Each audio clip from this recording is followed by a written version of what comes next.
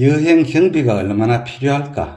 라오스 남부 오토바이 사찰리에 아무 준비도 없이 무작정 가출했던 첫날, 비를 피하려고 들어간 원두막에서 한국의 계절 노동자로 두 번이나 다녀온 새댁을 만나서 마치 10년지기 고향 사람을 만난 듯이 허물없이 맥주 파티를 벌이던 그 원두막에서 풋잠을 자다가 한기가 들어서 깨어난 오밤중에 비가 약간 약해진 틈에 출발은 했는데, 그 새댁들이 말했던 1km쯤 가면 있다는 게스트하우스인지 호텔인지 그 홍해는 채 300m도 떨어지지 않은 바로 다리 건너에 있었는데, 우차견 다리를 건너갈 적에 태무심하고 그냥 지나치고는 대략 1km쯤 가서부터 오토바이 속력을 늦추고 그 홍해를 찾는다고 살폈는데, 아무리 안경이 없다지만 길가에 붙은 그런 호텔 간판이 보이지 않을 리는 없을 거고, 그 아줌매들이 말했던 1km가 얼마나 먼지 가도 나오지 않는데, 그 도로는 13번 도로, 라오스의 대동맥이라고 불리거든요. 그 도로가 아마도 1400km가 훌쩍 넘지요. 정확히 그 도로 길이는 모르겠는데, 저 위에 중국 윈난성에서부터 최남단 캄보디아 국경까지 연결되는데, 오밤중인데도 불구하고 컨테이너를 실은 트레일러가 그렇게 많이 다닐 줄은 몰랐지요. 모든 물자를 수입에 의존하는 나라에서 물류 이동은 전부 밤에만 하는지, 또 거기는 길이 좋아서 그런지 컨테이너 트레일러들이 얼마나 속력을 내는지, 빗물을 튀기면서 위협적으로 달려면 길가로 서행을 하거나 멈출 수밖에 없었거든요. 워낙에 속력을 내니까 그 트레일러가 튀기는 빗물도 빗물이지만 대형차가 지나가면서 일으키는 바람, 어두운 갓길에서 오토바이 중심 잡기도 힘들고, 또 노란색 큼직한 안개등을 켜고 사납게 달려오는 대형차를 마주치면 아예 보이지가 않으니 길가에 오토바이를 붙이고 멈춰 설 수밖에 없는 상황이 되어버렸는데, 안경도 없는 데다가 출발할 적에 만만했던 비는 점점 거세지는데 몸에 한기는 들고, 아이고, 그 원두막에서 그냥 아침까지 내쳐 축칠걸. 후회는 언제 해도 늦은 거라고 했죠. 비는 점점 더 거칠어지고 대형 화물차 때문에 달리기가 위협적인 것보다 비옷이야 뒤집었었지만 축축하면서 온몸이 꿉꿉한 게 어슬어슬 한기가 들면서 추웠거든요. 달리다 보니 그때 시간이 새벽 1시 반이 넘었을 건데, 소설 사냥을 이렇게 하다가는 104살까지 산다는 참말로 삼신 할매와의 약속을 못 지킬 수도 있겠다 싶을 때, 그때 멀리 노란색 간판 불빛이 보이는데 저거 틀림없이 게스트하우스일 거다. 1km가 이렇게 머나 만약에 저게 게스트하우스가 아니라면 고마 타케까지 간다. 밤을 새우더라도 그냥 간다. 200km가 넘더라도 그냥 내쳐 달린다. 오기가 생겨서 시험이라기보다는 마음속으로 이를 깨물었는데, 라오스를 돌아다니다 보면 길가의 대부분 게스트하우스는 노란색 간판이거든요. 노란색 간판이 게스트하우스가 아니면 거의 비어라오.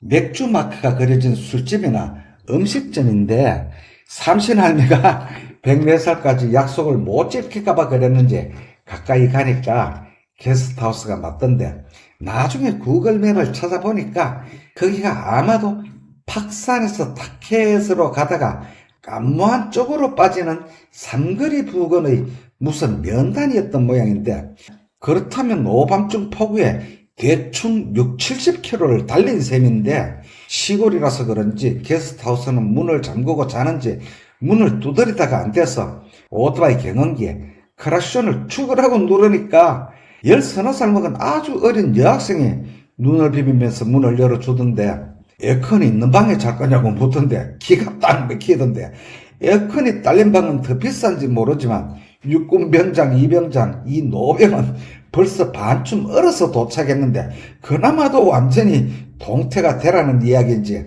아무튼 거기서 방을 잡고 샤워를 하는데 몸이 얼마나 얼었는지 가스나 전기, 순간온수기 그런 거는 없었지만 물이 억수로 따뜻하게 느껴지던데, 거기서 얼다가만 동태를 대충 녹여서 바로 잠이 들었는데, 그 폭우 속에서 길을 더듬으면 얼마나 용을 썼는지 자다가 종아리에 쥐가 나서 깨어서 종아리를 두드리고 주머리고 억질로 풀어보니까 그때 시간이 새벽 5시 반이던데 아무래도 더 자기는 걸렀고 타켓으로 가서 안경알을 고치는 것보다 시급한 게 전화기를 충전하는 거였죠.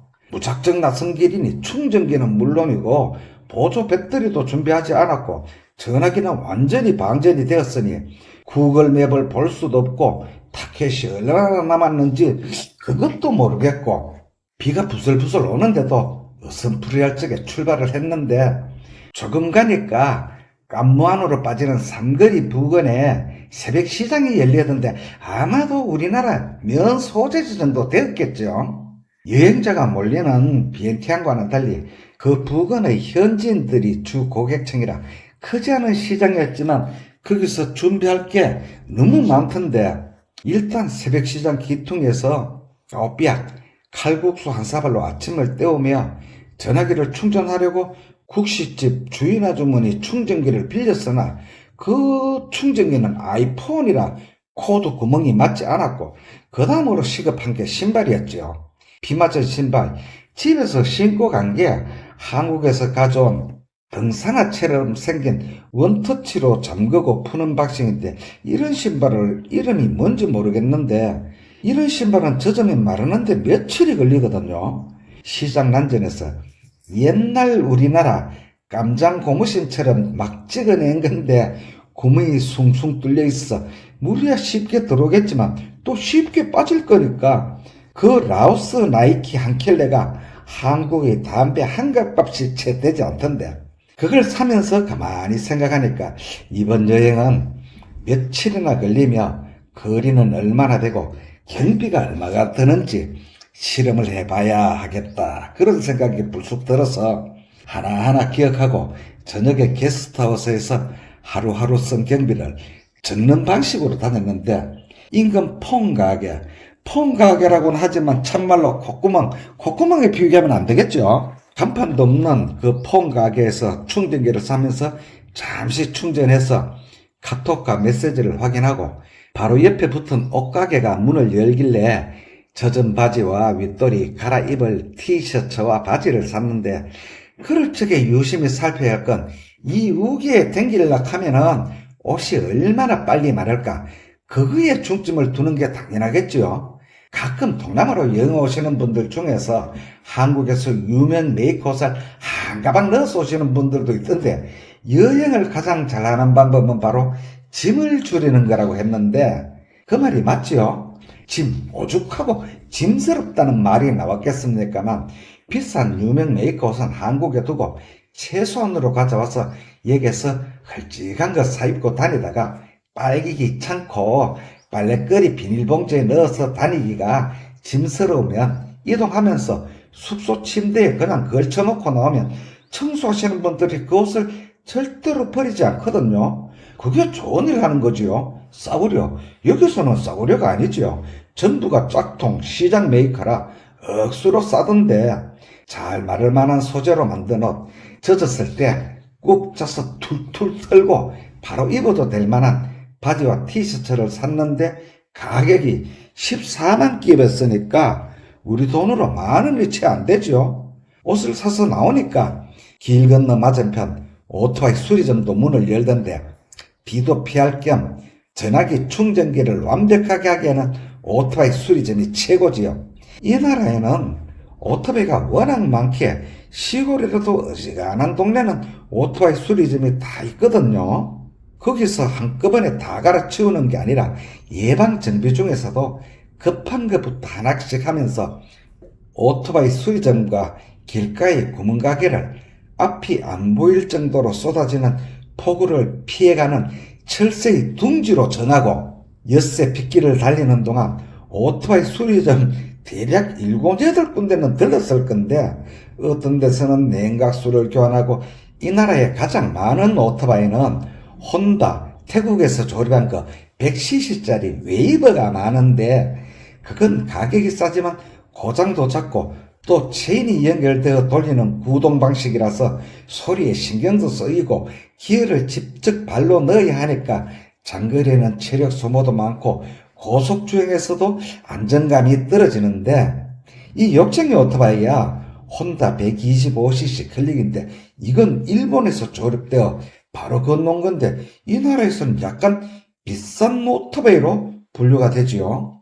체인이 아니라 조인트 구동 방식의 순행식과 공맥식 병합이라 냉각수가 들어가거든요.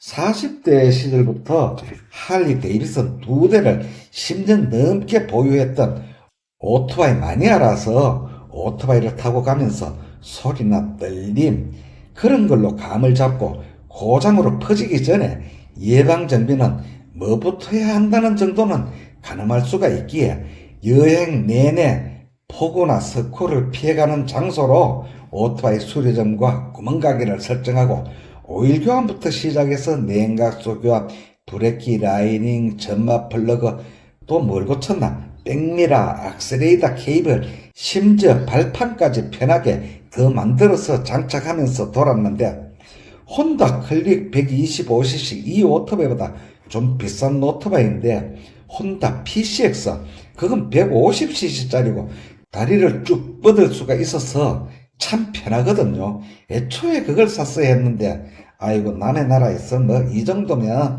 감지덕지하지 미얀마에서는 꿈도 꾸지 못할 일을 하고 있는데 오토바이 이야기가 나왔으니 하는 말인데 혼다 PCX는 한국에서 보기가 좀 힘들지요. 그건 한국의 운전면허 제한에 원인이 있는데 원동기나 운전면허 일종 보통으로 탈 수 있는 게 배기량 150cc까지거든요. 한국에서는 배기량이 그 이상 되는 건 2종 소형 면허가 있어야 하는데 2종 소형 면허 시험이 좀 까다로운 게 아니거든요.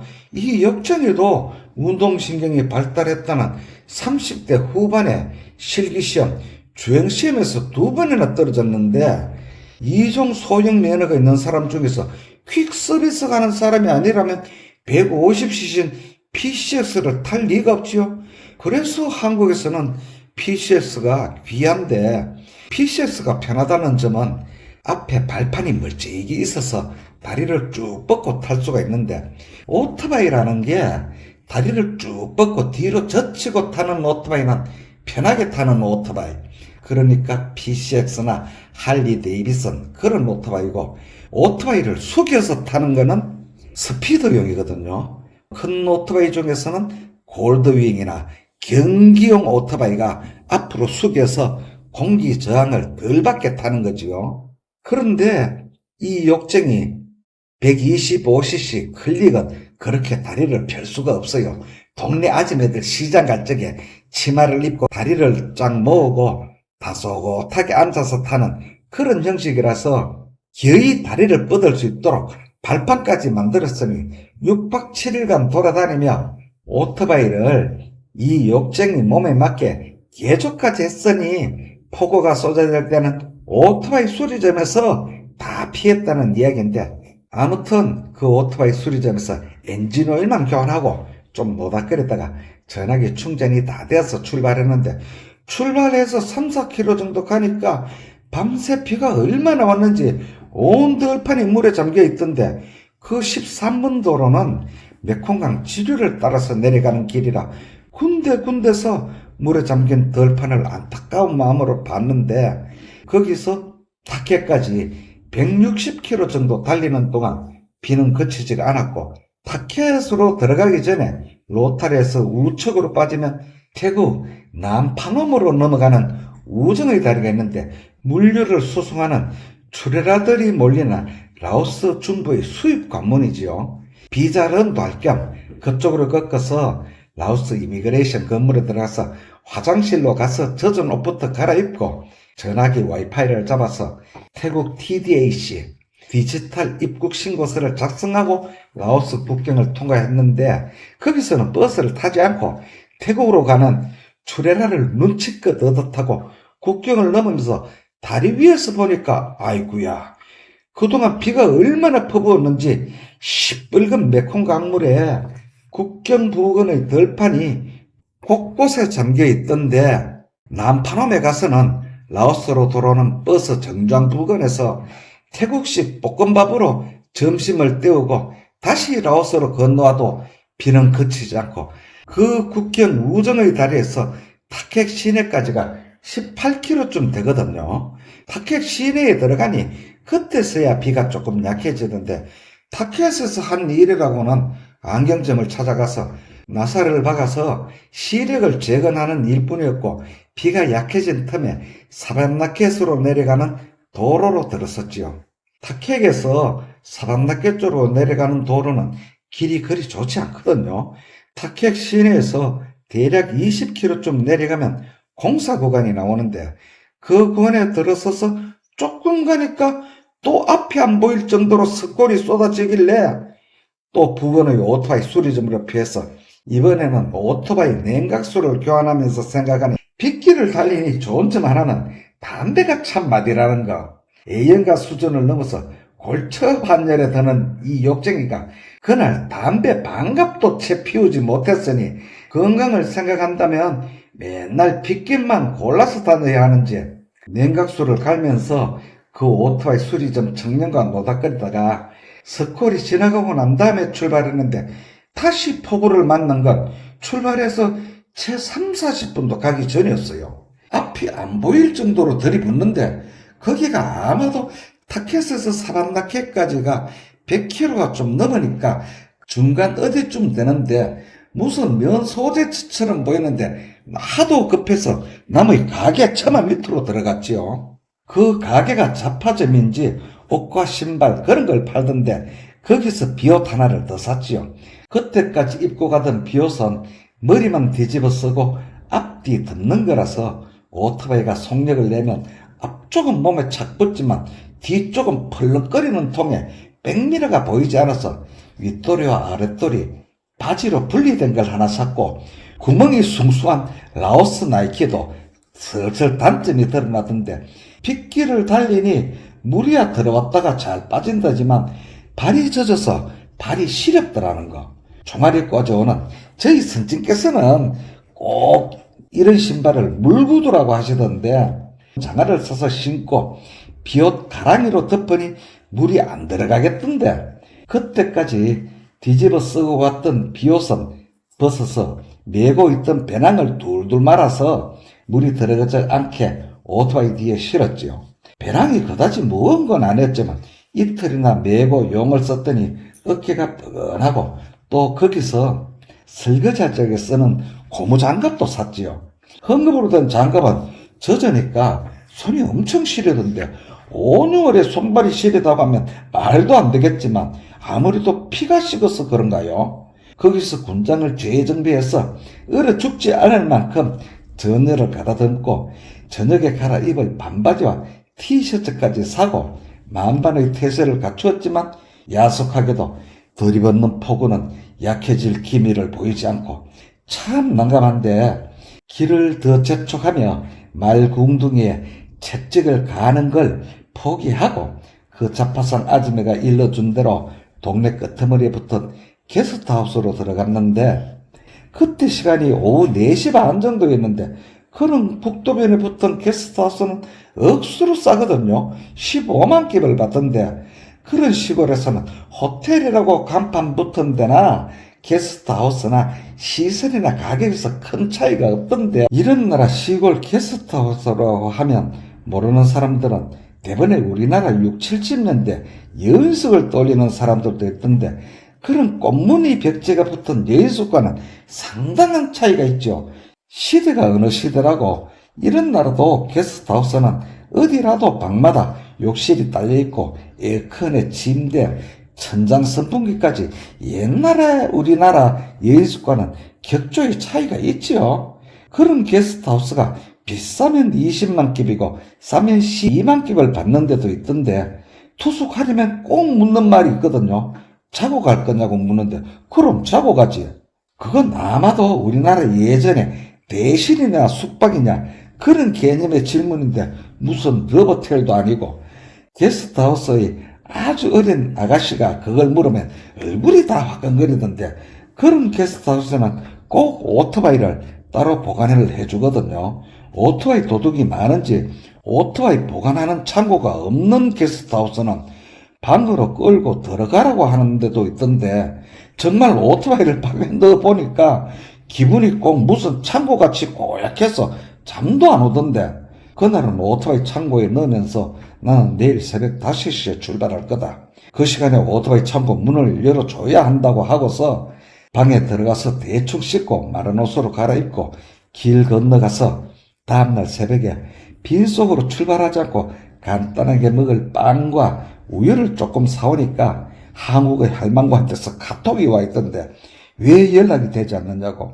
전화기는 비에 젖을까봐 오토바이 안장 밑에 넣고 다녔으니 연락이 될 수가 없었고 아내한테 여행 중이나 빗길에 오토바이라고 하면 또 난리가 날 거니까 와이파이가 잡히지 않았다고 메시지를 남기고 그때까지 비용을 계산하니 이틀간 오토바이 기름 4번 넣었고 오토바이 엔진오일과 냉각수 교환 그리고 비옥과 물구두 군장 재정비에 태국까지 건너갔다 오고 이틀 밤 게스트하우스에 먹은까지 다 합쳐서 조목조목 따지니까 대충 170만 개.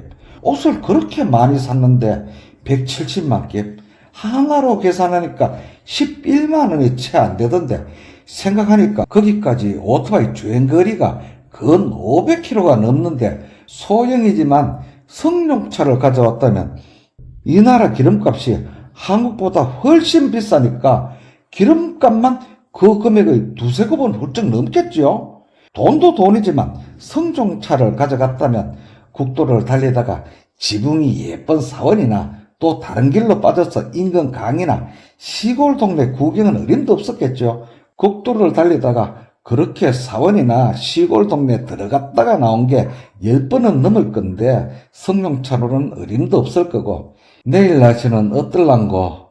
다음날 날씨를 검색하니까 사반나케 지역 90%가 비, 내우까지 잡혀있던데 아이고야 내일은 또 어쩌노. 일단 걱정은 윗목으로 밀쳐놓고 지쳐버린 생각의 관절과 언제부턴가 생겨버린 마음의 골다공증을 다독이면서 저전푸념 끝까지 들어주신 선생님들께 고맙다는 말씀 전해드립니다.